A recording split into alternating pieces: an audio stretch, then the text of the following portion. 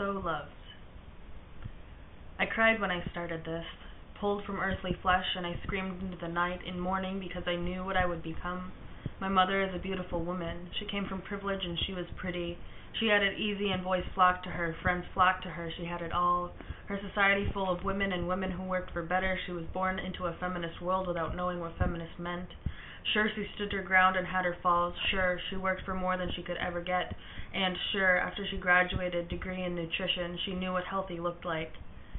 And what about women's bodies in the media? Tend to be on the thinner side, the fit side. Fit, mostly, probably.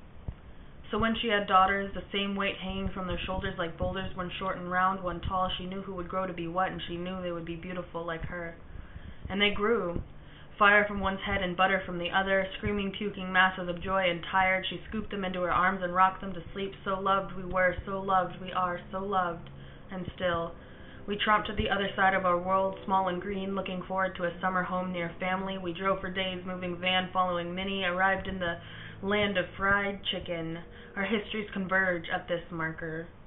Quickly work turned family dinners to scattered scrambles for leftovers, and so loved we were, so loved we are, so loved.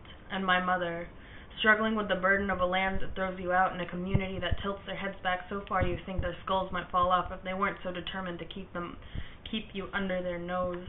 Our mother kept it together long enough to get us out. She scooped her daughters into her arms and rocked them to sleep in a house that held us closer than before. We grew, us daughters striving for things unattainable. Middle school drove my sister to invisibility and me to insanity, mother to upset and finally back to school, and she struggled with family, job, life, job, work, school, love, and we struggled with preteens. Most people will agree that if you don't get killed in middle school, it'll at least fuck you up so much that you don't get yourself back until you leave for college. Puberty is a bitch. Hip bones painfully growing, while tits like grandmas sprouting like angry mountains clogged our pores and hormones clung to chicken grease and slapped it on our thighs. My waistline arrived late, while my sisters arrived early. My ass stayed narrow, while my sisters blossomed out, and we crept into high school fearing frost. I do not remember the time I fit into a size 2. The smallest I remember is a 10.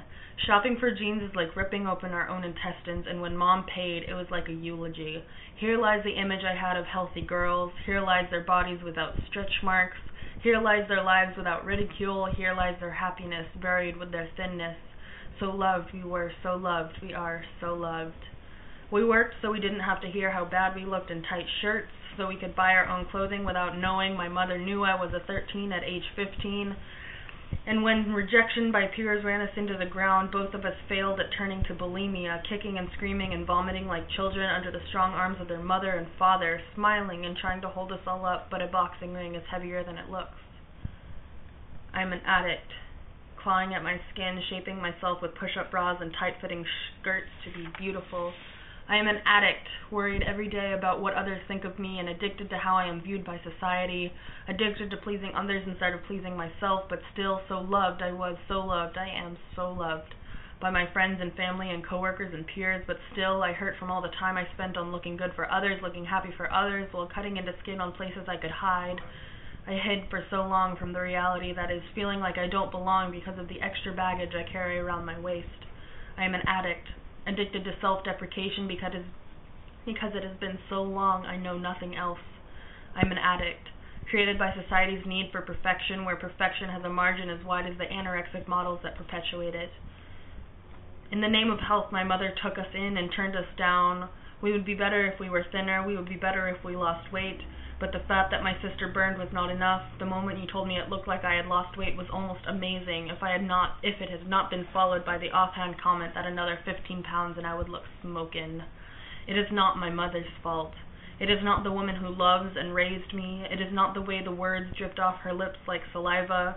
It is this country. It is the way this world works. It is the media that shows only airbrushed women with retouched thighs and slimmed down arms. It is the objectification of women. It is the study that shows that the human brain can now identify women upside down, just like the human brain can identify objects, while upside down men still befuddle us. It is the idea that even though I am the only one of us three that considers herself a feminist, I am the one with the worst self-esteem of us all.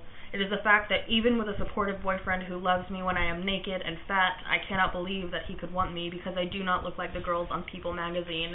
It is the idea that we cannot change things when we can and we must, because I do not want my daughters to have to know the pain that I have known.